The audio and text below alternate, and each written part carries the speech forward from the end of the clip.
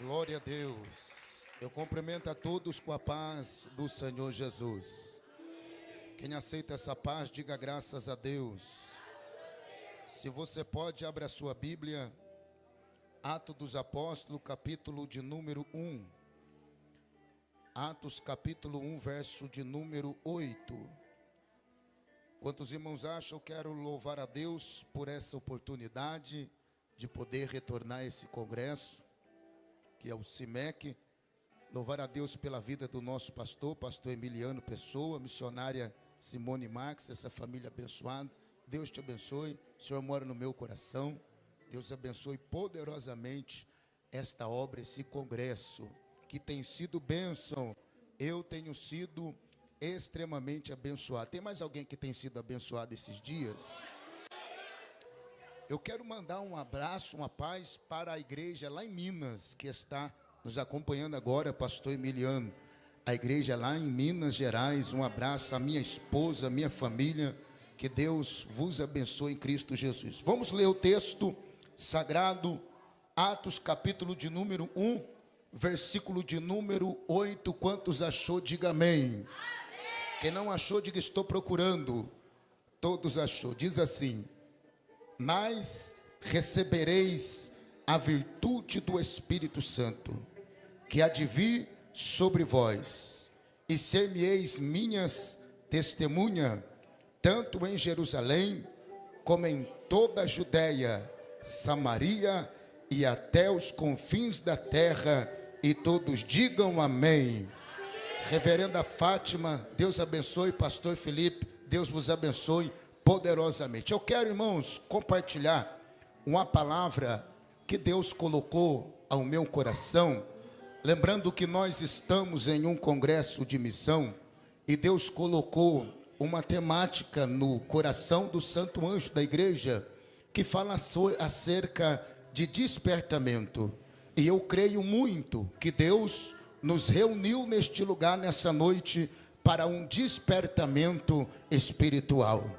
Quando nós lemos Atos dos Apóstolos, capítulo de número 1, o versículo de número 8 em diante, nós vamos ver o próprio Cristo. Ele está renovando, reforçando a promessa que ele fez aos discípulos e também para a igreja. Em Lucas capítulo 24, verso 49, ele disse: ficai, pois, em Jerusalém, até que do alto sejais revestido de poder. Jesus disse que iria para o Pai, mas não deixaria o seu povo ou a igreja sozinha. Ele enviaria um outro consolador, o Espírito do Senhor, o Espírito da verdade, aquele que nos guiaria e nos guia em toda a verdade. No capítulo de número 1, o versículo de número 8, Cristo já tinha ressuscitado, ele estava ainda assunto ao Pai, mas ele vai reforçar, renovar a promessa, dizendo: mas recebereis a virtude do Espírito Santo, que há de vir sobre vós, e ser-me-eis testemunha em Jerusalém, em Judéia, Samaria e até os confins da terra. Cristo estava conscientizando os discípulos para que eles não fossem fazer missões sem o Espírito de Deus. A promessa se cumpre. Em Atos capítulo de número 2, nós vamos ver o cumprimento da promessa, porque diz: cumprindo-se o dia de Pentecoste, estavam todos reunidos no mesmo lugar. De repente veio do céu um som como de um vento veemente, que impetuoso, e encheu toda a casa em que estava sentado, e foram vistas sobre eles línguas repartidas como de fogo, as quais pousaram sobre eles. E a Bíblia diz que todos foram cheios. Todos foram cheios. Vou repetir: todos foram cheios do Espírito Santo de Deus. A priori, nesta noite, a proposta é que não só o altar, não só as irmãs, não só os homens, não só os obreiros, mas a proposta do céu nessa noite é que todos sejam cheios do Espírito Santo. Quantos crê ainda nesse derramar do céu?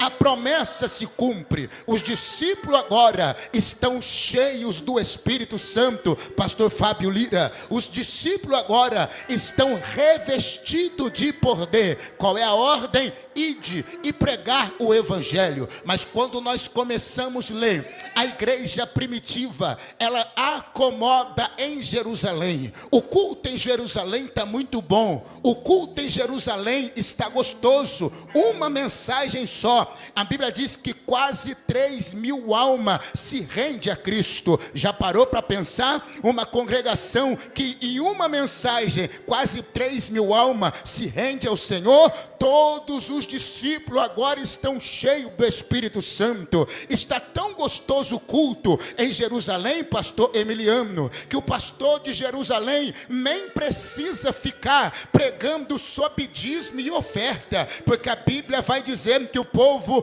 pegaram os seus bens, vendiam e levavam as suas ofertas aos pés dos apóstolos. A igreja primitiva era uma igreja que entendia o que é contribuir para missões, porque a Bíblia diz que eles pegavam a sua renda e levavam aos pés dos apóstolos, diferente daqueles que levam ao bolso dos apóstolos. Como assim, pastor? Levar aos pés dos apóstolos quer dizer que eles estão investindo em missões e eles compreenderam o que é o poder de uma oferta missionária. Deixa eu liberar essa palavra aqui para quem trouxe glória, porque nesse tempo aqui havia um povo que estava investindo em uma mentira. Qual era a mentira? A mentira era que o Sinédrio contratou um grupo para anunciar que Cristo não ressuscitou, que Cristo tinha alguém roubado o corpo de Cristo. Então havia ali alguém que estava investindo em uma mentira. Pagaram alguém para investir na mentira. Enquanto alguém está investindo na mentira, a igreja está investindo na verdade, porque a igreja entendeu que vamos levar a nossa oferta aos pés dos apóstolos. Diga para o teu irmão assim: é aos pés. Não, mais forte: aos pés.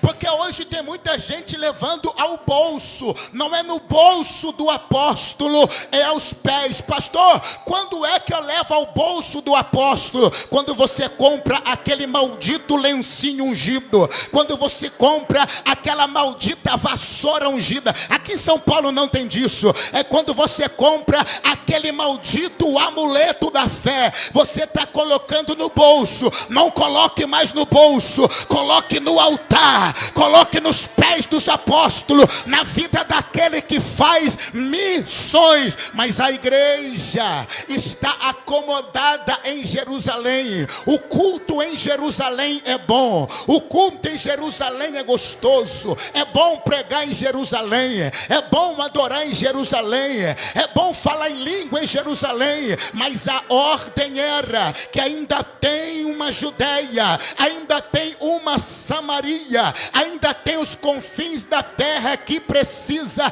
receber a mensagem da salvação. Então Deus vai agora despertar esse povo para o trabalho missionário. Deus agora vai despertar os discípulos para ir fazer missões, porque Jerusalém é bom falar em língua, mas ainda tem alguém que precisa. Cultuar aqui é fácil, pular aqui é fácil, rodar aqui é fácil, sapatear aqui é fácil. Eu quero ver quando essas luzes acabar, quando acabar o CIMEC, eu quero ver quem são aqueles que entendeu. Ide por todo mundo e pregai o evangelho. Aleluia. Jesus agora vai despertar esse povo. Agora olha para mim, que eu caminho para encerrar. Deus sabe muito bem despertar a igreja para fazer missões, e Deus tem as suas ferramentas. E qual é a ferramenta, pastor, que Deus vai usar para despertar a igreja? A primeira ferramenta que Deus vai usar para despertar a igreja se chama perseguição. Se chama perseguição, porque nos dias dos apóstolos, a Bíblia diz que se levanta grande perseguição contra a igreja de Jerusalém. A igreja agora está sendo perseguida, a igreja agora está debaixo de opressão, debaixo de perseguição. Você pensas tu que foi o diabo que levantou Saulo de Tarso? Não, foi o próprio Deus que permitiu que se levantasse uma perseguição, para que a igreja entendesse que não é só cultuar em Jerusalém, não é só ficar em Jerusalém. Em Atos capítulo de número 8, a Bíblia vai dizer que agora um povo se levanta essa perseguição e a igreja agora é dispersa, e através dessa dispersão a igreja vai chegar em Samaria, o evangelho vai chegar em Samaria. Sempre houve perseguição, sempre houve calúnia, sempre houve opressão. Você parou para pensar o que está acontecendo no nosso tempo? É tanta lei que está rondando para tentar atacar a igreja, é tanta lei para tentar atacar a nossa família, mas isso é a voz de Deus clamando para a igreja: se levante, igreja, e volte para os becos, volte para as ruas, volte para as vielas, volte para os presídios, volte para fazer missões. Eu sei que o CIMEC está debaixo de perseguição, eu sei que a igreja está debaixo de perseguição, eu sei que tem muito cantor, pregador, está debaixo de perseguição, mas perseguição nunca parou a igreja. Os Herodes não parou a igreja, os reis não parou a igreja, os homens não parou a igreja, Satanás não vai parar a igreja, porque debaixo de perseguição a igreja avança, avança, avança, avança, avança. Levanta a tua mão para o céu e solta o teu glória. Pode perseguir, pode caluniar, pode tacar pedra. Quanto mais persegue, mais a igreja cresce. Quanto mais persegue, mais a igreja avança. Quanto mais persegue, mais a igreja vai. Aleluia! Deus tem as suas ferramentas para despertar a igreja. A primeira é a perseguição. A segunda ferramenta que Deus usa para despertar a igreja para missões se chama circunstância. Se chama circunstância. Eu tenho certeza que você se lembra daquele profeta por nome de Jonas. Deus deu uma ordem para Jonas: levanta e vai até a cidade de Nínive. Deus dá uma ordem, Deus dá um endereço, Deus dá a missões para Jonas. E Jonas agora se levanta não para obedecer, para tentar fugir do Senhor. Mas como fugir desse Deus que sabe e conhece todas as coisas? A Bíblia diz que Jonas agora paga a sua passagem, desce para debaixo do porão de um navio e vai para Tarsis. Olha comigo, Jonas dentro, debaixo daquele porão,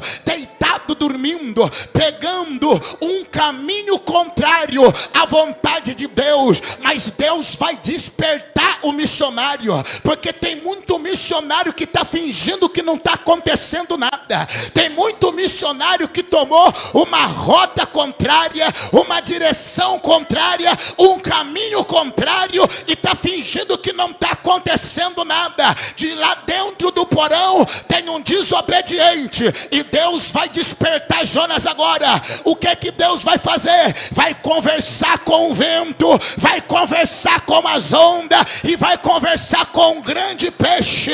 Porque se o homem desobedece, o vento obedece. Se o homem desobedece, o mar obedece. Se os homens desobedecem, a natureza ainda obedece o Criador. Ei, Jonas, está pensando que Deus não está te vendo? Você fora da rota, o vento vai soprar, mas você vai voltar para a rota de Deus. Como assim, pastor? Essa porta que se fechou não foi o diabo, é Deus dizendo para alguém: volta para a rota. Essa crise financeira que chegou não é o diabo, é Deus dizendo para alguém: volta para a rota. Essa enfermidade que entrou na tua casa não é o diabo, é Deus dizendo: você está fora da rota do céu. Volta, volta, volta, volta. Deus vai trazer crente de volta à rota divina nesta noite. Mas pastor, aonde Deus me quer? No centro da vontade dele. Ei, santo de Deus, pega a tua espada, meu filho, coloca a mão no arado, descruza o braço, sai dessa caverna, sai desse porão. Se for necessário, o vento vai soprar, mas ele vai despertar, despertar, despertar, despertar. Pega na mão desse irmão que está do teu lado, se você pode, se você tem comunhão com ele, balança ele, fala para ele: desperta, meu santo, desperta, meu filho, desperta, meu filho. Quem está entendendo? Quem está entendendo? Não, eu vou esperar você adorar. Cadê os crentes que vem adorar? Cadê os crentes que vem adorar? Então levanta, remaia, cando, reminaia, urabacanda, labaxandarai. Eu já estou sentindo algo descendo do céu, que está derramando sobre esse altar. Esse altar tem muita comunhão, esse altar tem muita lágrima, esse altar tem muito jejum. Aqui tem, olha, aí deixa eu ver onde tem, deixa eu ver, deixa eu ver, deixa eu ver.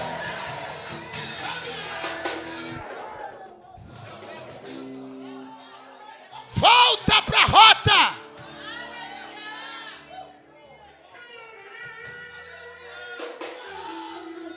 O remia sai, urabacando reminácia, urabacandarabaxandarai.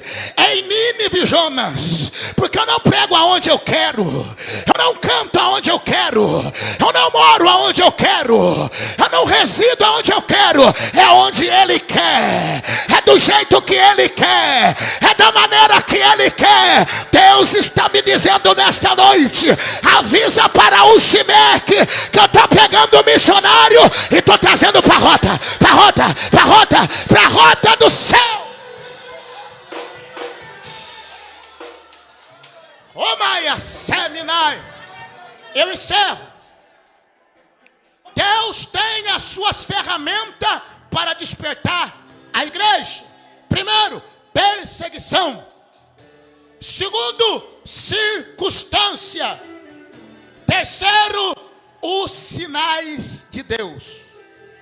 Deus ainda usa os sinais, as maravilhas, para despertar a igreja para uma obra missionária. Porque o evangelho é o evangelho de poder. O evangelho é o evangelho de graça.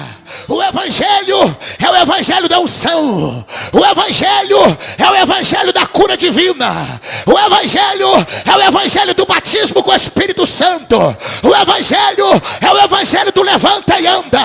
O evangelho ainda é o evangelho que opera sinais e maravilha. Quem crê nesse evangelho? Quem crê? Quem crê?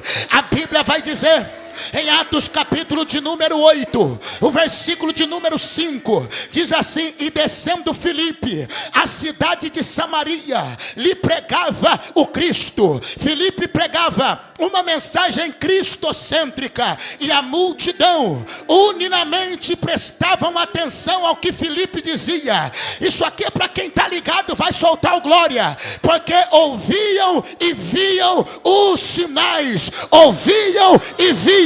Diga comigo: ouviam. Não, mais forte: ouviam e viam. Por que, pastor? Porque o evangelho não é somente de ouvir, é também de ver. A mensagem da salvação, a mensagem do evangelho, não é somente de ouvir, é também de ver. A Bíblia diz em 1 Coríntios capítulo 1, versículo de número 18, capítulo 2, versículo 4, olha o que Paulo disse: a palavra da minha pregação não consistiram em palavra de persuasiva de sabedoria humana, mas em demonstração do Espírito e de poder. Amigo, olha para mim aqui, sabe o que Paulo está dizendo? O evangelho que eu prego não é o evangelho filosófico, o evangelho que eu prego não é o evangelho das muitas letras, o evangelho que eu prego não é o evangelho que eu fico só teologizando. E olha que Paulo era um erudito, olha que Paulo era um conhecedor, era um fariseu, conhecia a lei, mas ele está dizendo: o evangelho que eu prego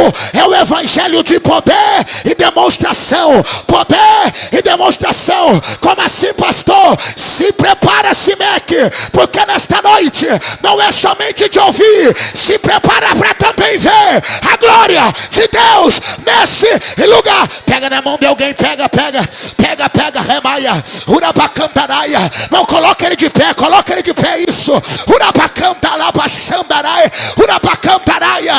Assim diz o Senhor: se prepara, porque os teus olhos vai começar a ver aquilo que você não viu ainda, porque aquilo que os teus olhos não viu, o ouvido não ouviu, é o que Deus tem preparado para a sua igreja.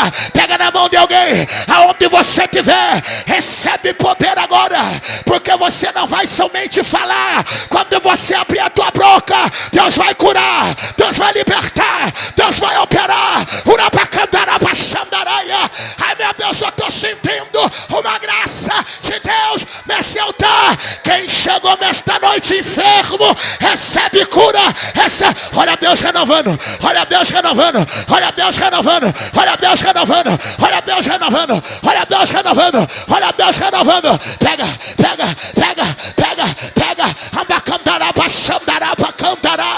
os sinais vão voltar a acontecer, os milagres vão voltar a acontecer. Receba agora. O Resúria, Urabacandarabachandaraia, Urabacandarabachandaraia. Levanta-se a tua mão lá em cima, lá em cima, lá em cima. Isso, levanta a sua mão lá em cima. Urabacandarabachandaraia. Ah, meu Deus, Deus vai começar a usar crentes, Deus vai começar a usar profeta, Deus vai começar a usar pregador, Deus vai começar a usar os cantores. Quando você pregar e cantar, enfermidades vão ser expelida, o câncer vai ser expelido. Não aceite mais somente pregar uma mensagem fraca, vazia, sem poder. Aonde você abrir a boca, Deus vai te honrar. Se você crê, profetiza para o teu irmão, fala para ele: se recebe essa graça, recebe essa graça, recebe essa graça, recebe essa graça, cantora, recebe essa graça, meu pastor Marcinho, que tem muita graça de Deus. Recebe agora, recebe.